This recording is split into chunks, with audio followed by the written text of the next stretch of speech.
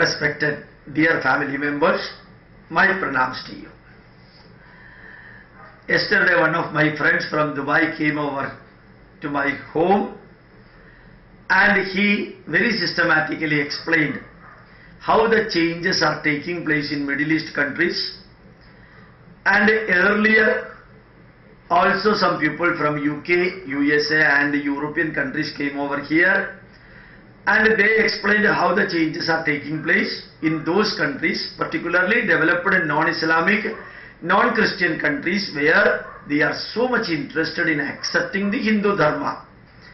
And a variety of organizations are working in Middle East countries as well as in the European and American countries for learning and teaching Hindu Dharma and also preaching Hindu Dharma.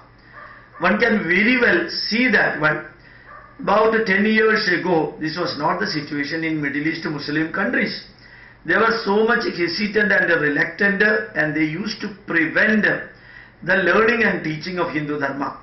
And many of the Kerala Muslims, particularly from Malappuram and Kasaragod district, they used to pinpoint any Hindu activities to Dubai or Muslim country policemen. So the policemen used to directly intervene the Hindu rituals and used to stop on some cases. They also used to arrest the Hindus for performing the Hindu rituals. Now the situation has completely changed and majority of the Hindus have got their freedom to perform their rituals, and learning or teaching process can be done without any hesitation. And now variety of groups are also there involved in the Hindu rituals. Wheresoever may they be, Tamilian groups organize Tamil based Pongal and so on, and Dasara and other things used to be celebrated by the Karnataka people, and Meda Sankranti or Makara Sankranti used to be felicitated in a detailed way by the Andhra people, and world over the Hindus belonging to different states of India, they used to celebrate their own festivals without much reluctance and without violating the rules and regulations of that particular country.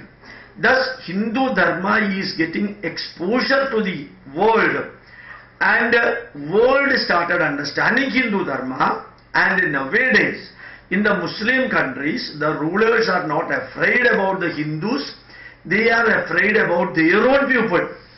They are worried about their own people getting involved in the terroristic activities, whereas they know pretty well that Hindus will never involve in this type of destructive activities.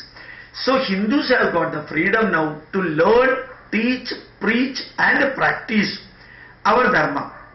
That opportunity should be fully utilized. And I always used to say, and many people used to come to me and say, the Hindu organization in different countries used to get split, and one organization becomes two, and the two again get split into become 4 or 5 or 6 or 7 or something like that. Many people say with a sad face that this organization got split. My information to you is that, you know, Christianity for which only one Jesus is there, one cross is there, one Bible is there, one holy land is there for them. In spite of that, they have got nearly 1,500 recensions and caste, 1,500 different type of caste, Syrian Catholic, Latin Catholic, Roma Catholic and Seventh-day Adventist, Jehovah Witnesser and Pentecost itself, there are hundreds of varieties. When they are splitting and becoming different denominations, what is the advantage?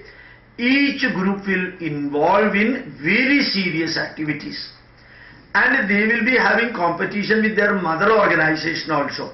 Thus competition, complementation, coordination, partly cooperation also enriches their cultural enlightenment, and more programs will be organized by different groups in different parts of that particular country.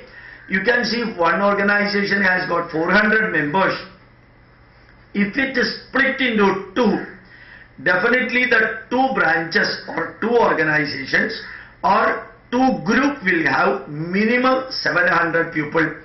If it becomes 3, there will be minimum 900 people in that.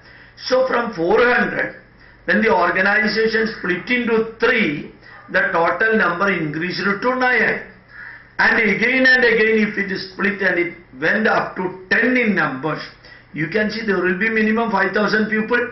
Earlier there were only 400 people and only one president, one secretary and one committee. Now 10 presidents are there, 10 secretaries are there, 10 group of committee members are there. They can have creative and innovative programs of their own choice in different parts of that country. So splitting should be taken as a blessing. Variety of activities can be incorporated. That too with the competitive spirit it can be undertaken. Let the Chinmaya mission grow, let Brahma Kumari grow, let NSS grow, and SNDP also grow. Let the Ayyappa Seva Sangam grow, let Mada Mridanandamai's organization, let Sri Sri Ravi Shankar's organization, Sai Baba's organization grow. Let everyone grow, and they need not come together also. If they can, let them come together. And my friend who came to my home yesterday, he was telling that formerly there was only one Ayyappa Puja. Now there are about 10 Ayyappa Puja in different part of Dubai.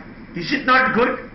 From 1 it increased to 10. Thus let organizations split and let them have a competitive spirit and a competition based approach, and let different Hindu organizations do different activity, but focus should be 1/3 cultural activities like Indian music, Indian dance and so on. Cultural activities 1/3, spiritual activities 1/3, knowledge dissemination based learning and teaching 1/3, speeches and other things.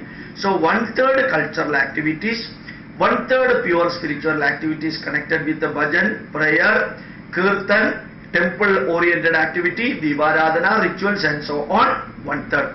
Last 1/3 it should be learning and teaching of Hindu Dharma. Thus let every organization split into many number, so many type of activities will be coming out from many organizations. Instead of keeping it as one, Hindu Dharma could grow this much because Sri Buddha established his own pathway, Jaina established his own pathway, Guru Nanak established his own pathway, and different people can establish their own pathway. The people will be cooperating anyway, people will not be fighting, and the organizations also need not fight.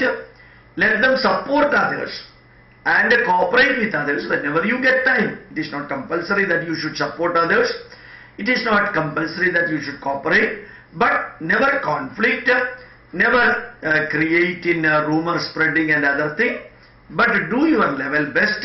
Let Hindu organizations split to as many numbers as possible, and then take the message of cultural, spiritual and intellectual knowledge based activity wheresoever may they be. My pranams to you. Thank you very much.